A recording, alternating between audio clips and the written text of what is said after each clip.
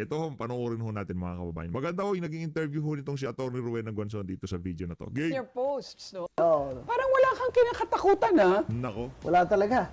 nako po. Saan You know why wala akong Saan ang galing yan tapang na yan?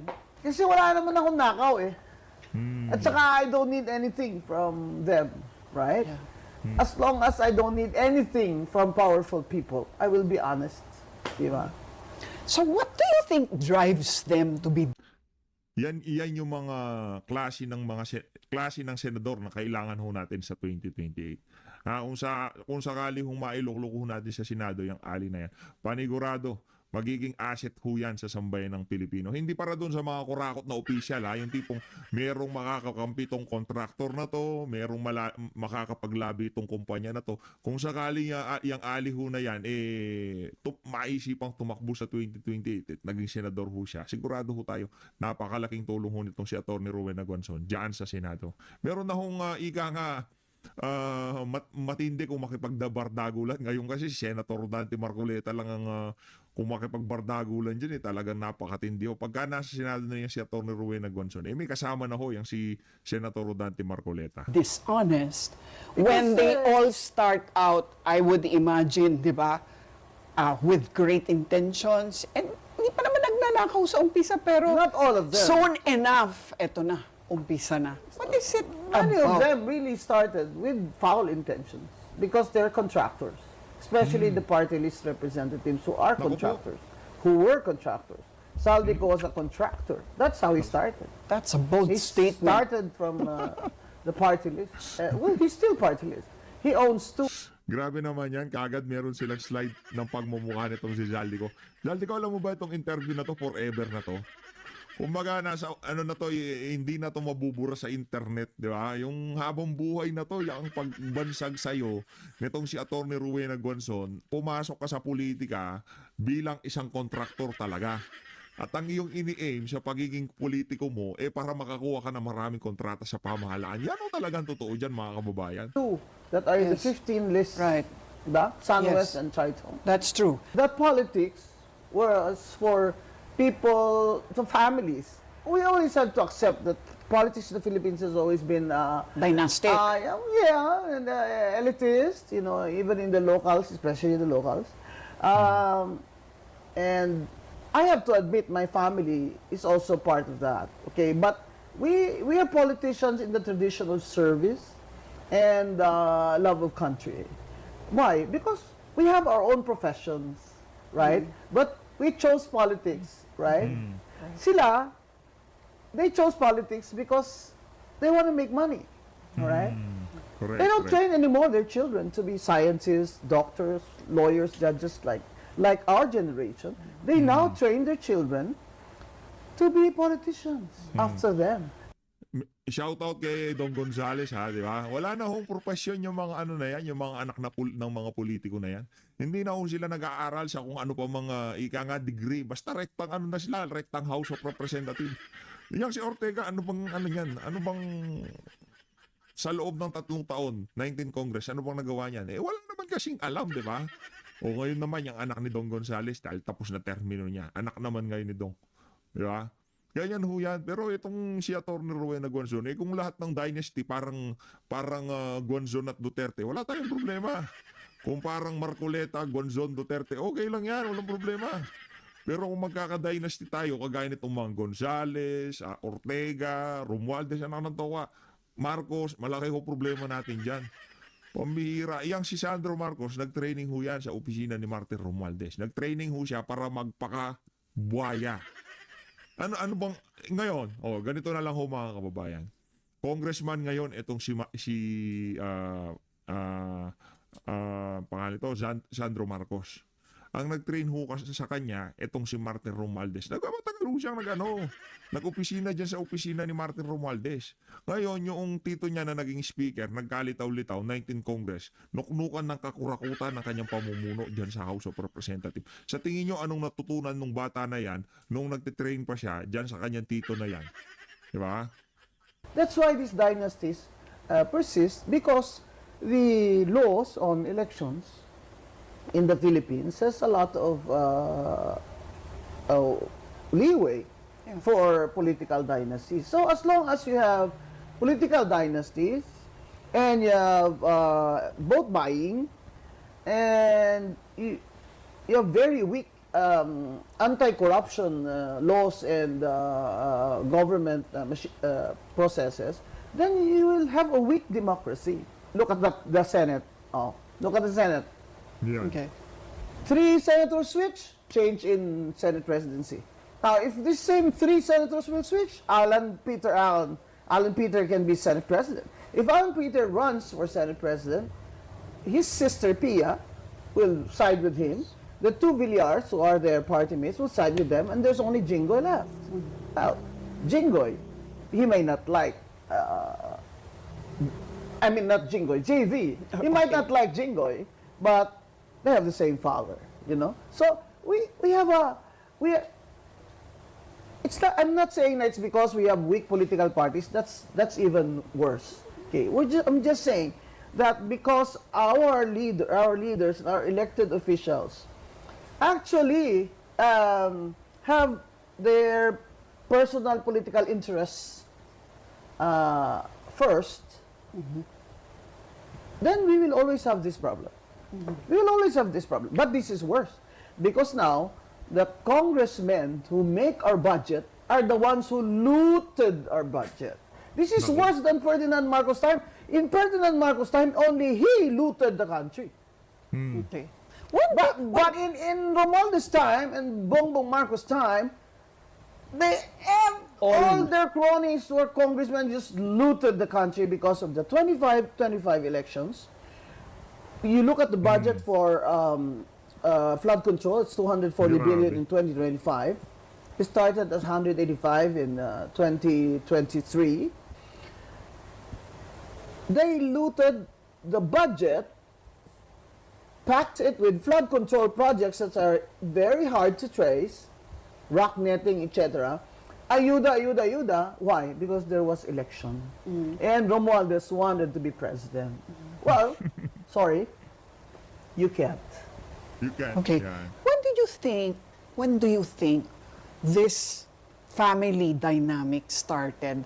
Kasi ikaw na rin nagsabi. Sabi mo dati, I've been isa saying lang it for ang a government official, ang mga anak ay mga professional na wala na yung value na yun. Kailan nag-shift na naging kumpanya na? Sayang kasi, Ang in pamilya. 1986, remember? I was an anti-Marcos, my family was anti-Marcos. I was a student activist. In 1986, when President Cory Aquino took over, it would have been a fresh start. Yes. Sana, right? But the laws on election laws did not change. The cronies were not prosecuted. So in 1988, we won the fresh crop, right? Yes. We won. There was no vote buying. Okay, they were scared. They didn't know what to do, right? But in 1992, vote buying started again. So the Marcos cronies came back.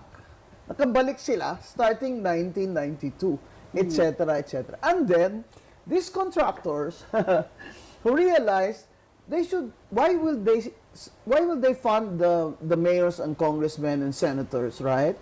When they themselves can be congressmen. Yun. And Tama. that's how it happened that when the party-less system was in the Constitution, the new Constitution, So it started as early as that? they now hijacked the party-less system. Because the COMELEC, I am so sorry to say, it's not stable in terms of making decisions. It flip-flops. No? Like how? Like- Examples? Before kami, hindi ka pwede multi-sectoral. Yeah. You apply as multi-sectoral party list, you have to have a sector that's marginalized. We have to stop the blame game and start, electing people na tamang mga tao in Congress. This lesson should not be forgotten by the Filipino people. Kasi, ito yung stage na delikado. Why? Because if you look at Asia, kulelat na ang Pilipinas. Now, you have three sources of funds. your GDP, your tourism, and your OFWs. Tourism is kulelat. Kulelat to Vietnam. Kulelat na nga sa Cambodia. Diba? I mean, GDP. OFWs are holding the tripod. Yes. Okay? So, ang sinasabi ko, mas crucial ito ngayon kasi make or break. Make or break. You don't have reforms now. You don't kick out these corrupt congressmen and politicians. You don't start over, radically. Wala na. So, do The you next 3 years of the BBM, how is he going to run this country? With what? With what? Utang? No, but, well, okay. Sabi ng ibang pundits naman, eto na, kaya siya kumikilos. The reason why President Bongbong Marcos is doing what he's doing now is he is creating a legacy. It's his chance, and he wants this sincerely corrected. Do you think that he's on the right track as far as correcting what is obviously now talagang an entire ruin or destruction of major political institutions, i.e. Congress, diba? And even now, executive, hawa siya ron eh.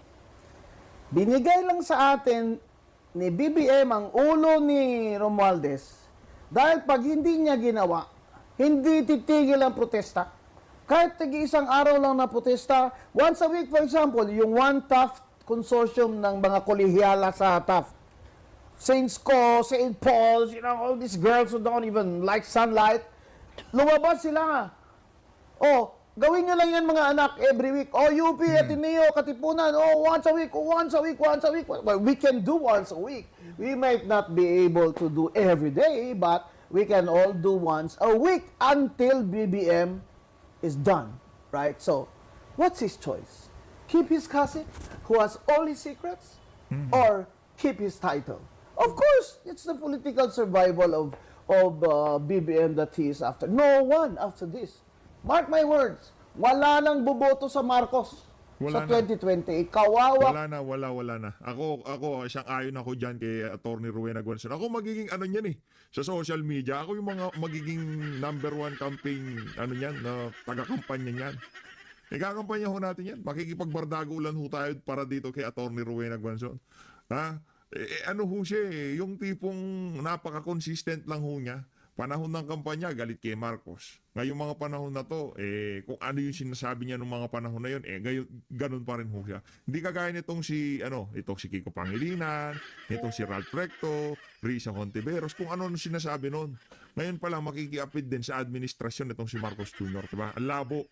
Sandro, ikaw sana ang political dynasty ng parents mo. Wow. Na sinira ni Romualdez ang dynasty mo dahil hindi ka iboboto ng tao. Hindi. Ba't ako boboto kay Sandro Marcos? Kung Marcos ang gusto ko, I might as well vote for my student, Ferdinand Marcos Manoto, who's a lawyer and I know has a good heart. Marami namang iba dyan. Pero wala nang boboto sa Marcos after this. Anong sinasabi ni BBM na legacy niya? When he ran with Sara Duterte, naloko niya mga tao, ng mga Marcos royalists at mga nabudol na mga DDS dyan. Sinabi ko na sa inyo kasi kayo mga budol kayo. Sinabi ko na sa inyo. Yan. Legacy. Naniwala naman. Gustong ibalik na good name ng Ferdinand Marcos. Na i-reconstruct, i-revise ang history. Ganyan. Anong magagawa niya in 3 years na ngayon lang siya nagising? What should he have done during the first 3 years to have prevented this? I guess yun yung tanong, di ba? Ako nasasagot, hindi niya dapat ginawang Speaker of the House itong si Martin Romualdez. Hindi nakinig sa paninira kay VP Sara. Sumunod siya sa pinag-usapan noong binuo ang unity. Yun lang. Yun lang ang sagot, Ma'am Lucy. Or did he have it in his heart Hindi to nga eh. actually change it Hindi and to ah. really change the family reputation, restore the honor of the Sa akin, Marcos lang, name? pride na lang yun na Marcos uli. Kaya siya, babangon siya uli. Hindi tayo. Babangon siya uli. Hindi tayo ang babangon, yung mga tao. Yun eh. Hindi, it wasn't for the country. It wasn't because he wanted to restore his father's goodness. No. He wanted to be president just because. Babangon sila uli. O, conflict sila yun sa kapatid niya, di ba? Amy. Kasi ang akala ni Amy talagang, we will reform, babalik ang Marcos na name na isatama natin, ganyan, ito na lang, last run na natin to, matatanda na tayo, di ba? Matatanda. I'm as old as BBM. No? He looks older than me, but I was born the same year. Matanda na tayo eh. Ano pa kailangan natin? Pera? Naku. Power? Naku. Ilang helicopter ba ang gusto nyo? Ilang bahay ba dyan sa Forbes ang gusto mo, Romualdez? Tapos ngayon, hindi ka man lang makauwi dyan dahil saradong-sarado yung gate mo. Takot kayo na batuhin ng itlog at kamatis ang mga bahay nyo at kotse nyo. What's that for? From the start, kung sinabi nyo na, itong mga dilawan na to, itong mga kakamping na to, wala at sinabi yan, puro lang yan promises. Sana, day one, ginawa niya na, I'll prove all of you wrong. Hindi ako adik. Yan. Babangon ako maaga araw-araw. And I'll face the people. I'll prove you wrong. Hindi ako adik. O hindi ba niya ginawa yan? He was absent most of the time. Did you see BBM? Did you see BBM in the first year? Yan. Ngayon lang. Hindi, nakita ko siya, attorney. Unang tinarget niya mama na yan, F1. Nagpunta ng Singapore. Nanood ng karera na sasakyan. Tapos siya, ala Ferdinand Magellan. Nagpaikot-ikot ho siya sa buong Asia, buong mundo. Gamit ang pera ng sambayan ng Pilipino. Yun ang nakita ho namin sa loob sa nakalipas na 3 taon, attorney. Kaya si BBM lumabas doon sa mga dam, sa mga ganyan-ganyan. And his people already told him, boss, hindi na talaga kaya, boss. Ghost na. project, ganyan. Mabubuking na tayo, boss, kasi marami ng mga kumakalkal. Mga tao may mga video na ganyan-ganyan. Alam mo, naawa ako dyan kay BBM. Ginamit lang siya ni Romualdez. Eh. How could Romualdez have had such influence over him when he was one who held the Marcos name? Yan na nga eh, binoto ng mga tao si Marcos dahil gusto nila Marcos. Yun hindi na pala nila alam, yung magiging hari pala si Romualdez. Di ba? Paano kaya, naging kaya hari? sila talaga disappointed. Because he controlled the purse. Once he controlled the purse and the congressman, yun ang akala niya, that he can be the next president. Siyempre, itong isa, dahil ayaw naman gumawa ng trabaho, so he will leave it to everybody. And well, this is his own blood. This is his first cousin who promised him that, we will build this, we will do that. All these congressmen will be, we will control them through their budget. O ngayon control kayo, no? Ayaw nyo palitan si Romualdez? Pues, kala nyo, kung hindi nyo siya pinalitan, hindi gaganti sa inyo si BBM? Oh, sige, congressman kayo. Oh, sige, pasahan nyo budget nyo. Pero hindi ko ipaparelease sa DBM secretary. O ano? Sino ang presidente? Mababawi pa ba niya? Siya o ako? Kung ako BBM ang kakampi mo, kahit you don't like me, but I'm very useful, Kung ako ang kakampi mo, ginawa mo ako contra-advisor. Kumusta ang contra-advisor dyan? Pakinggan natin yung Guanzo na yan kung pinagsasabi ng baliw na yan. Yan. At, Galing ni Atty. Rowena Guanzo. Kaso itong si Marcos Jr. ay ayaw niya ng ganyan eh. Gusto niya puro sweet talk lang, ika nga. Ayaw niya na merong sumasalang sa kanya o dapat pala merong ganun, merong contra-advisor. No? Yung tipong, sige, pakinggan natin yan. Ano pa sinasabi niyan? Baka merong tama yan.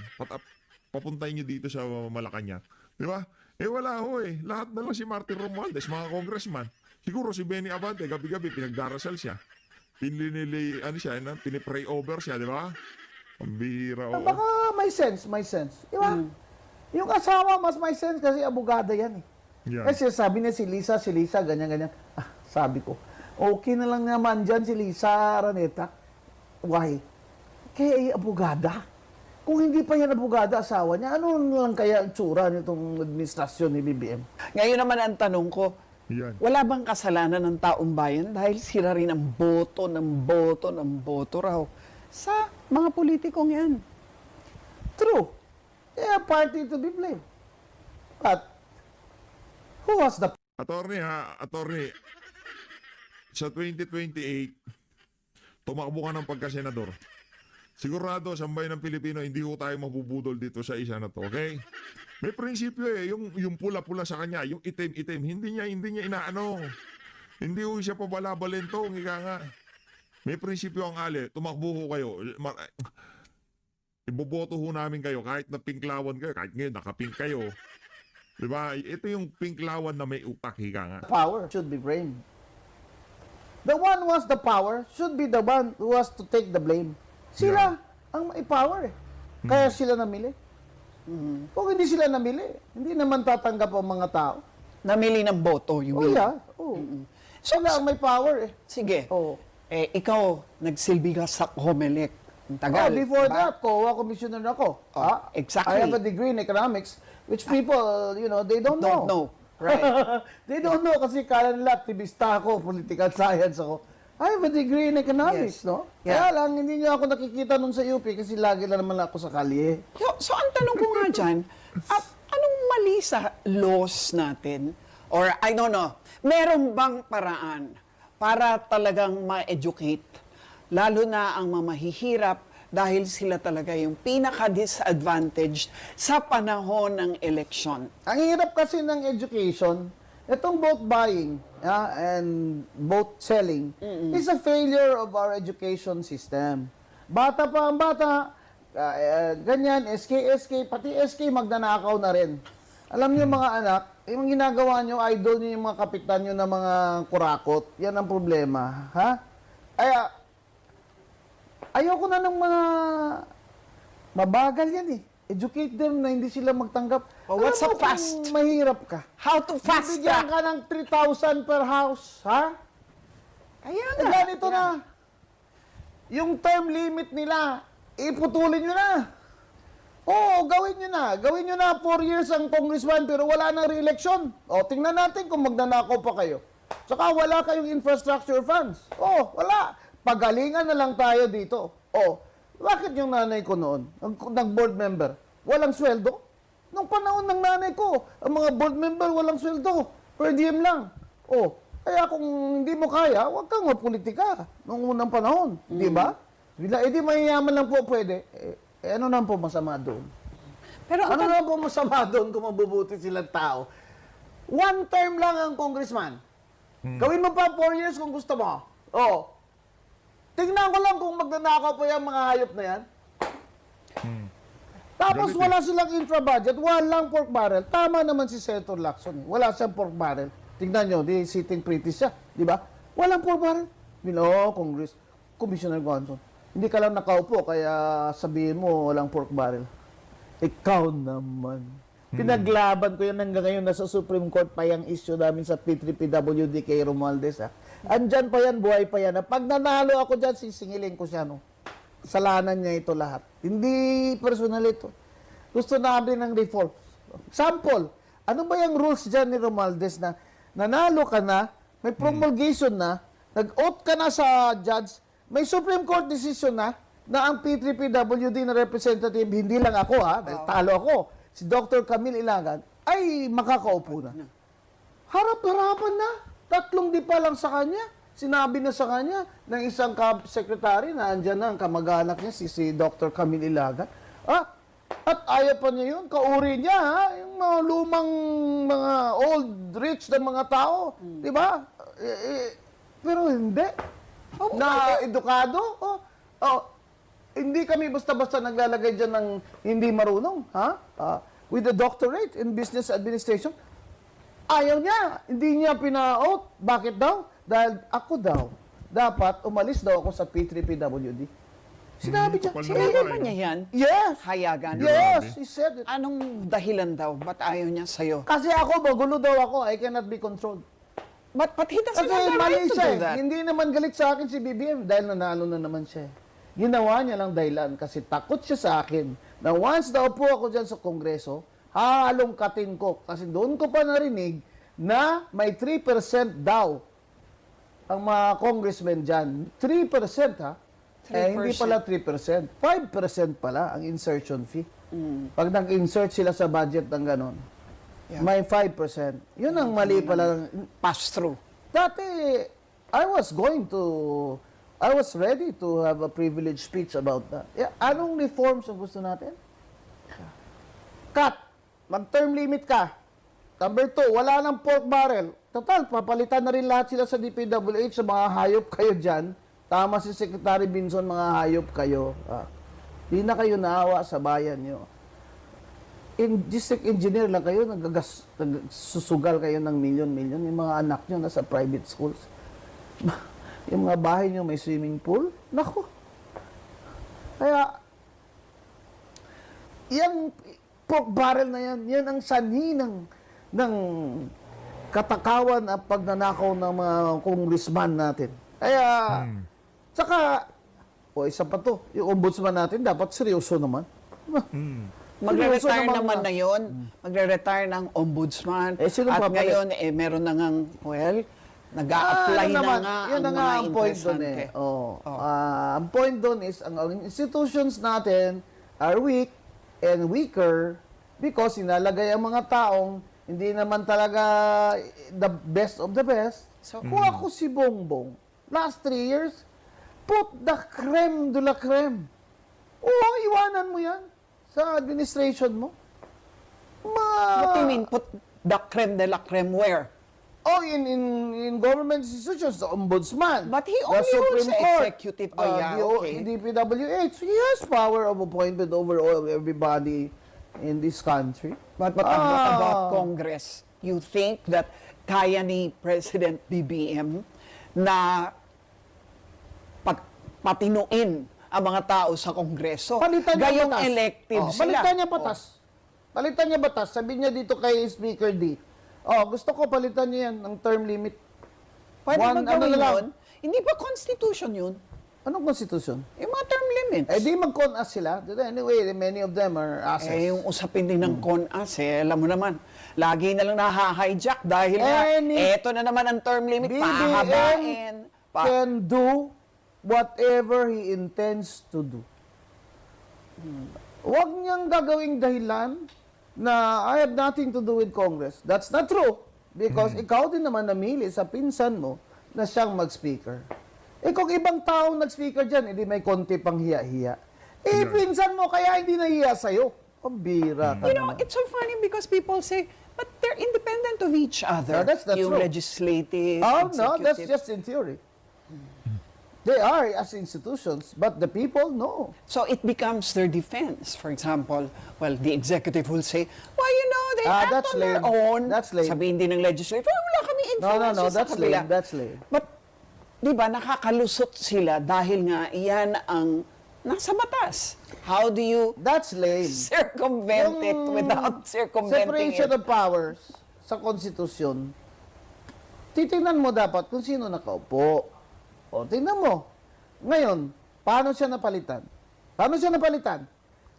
Si Sandro, may marching orders, napalitan ng tito mo. Dahil Hindi anak na kaya. niya. Dahil anak niya. Pero Paano kung wala siyang anak doon? It could have been anybody else. It could have been anyone. He could have said, okay, ayoko na yan. Palitan nyo na yan. And what Bongbong wants, Bongbong gets. It's always been that way. Diba? What do you mean? What do you mean by that? Well, he was the only son. Diba? What he wants, he gets. Diba? So why- bakit mo kami so why ngayon do you think sasabihan- it took him so sasabihan long? mo kami na hindi mo siya kaya? Maniniwala ba kami dyan? Kaya ngayon nag-speaker in the first place. Kasi pinsan mo, yun ang pinili mo. Para meron kang kapitan. Di ba? Kung sa mafia pa, meron kang kapitan. Ngayon, ng kapitan, naging mas powerful pa sa kanya. Yun lang. Abay, siya na itong the supreme leader, Kim Bonjing. Yeah? Anong tawa? Iba level ho talaga bumalagbag tong si Atty. Rowena Gonzon. na to, Speaker. Supreme leader na ito. Kung makaasta pa, Congress will not be a refuge for the thieves. Scoundrels. COMELEC.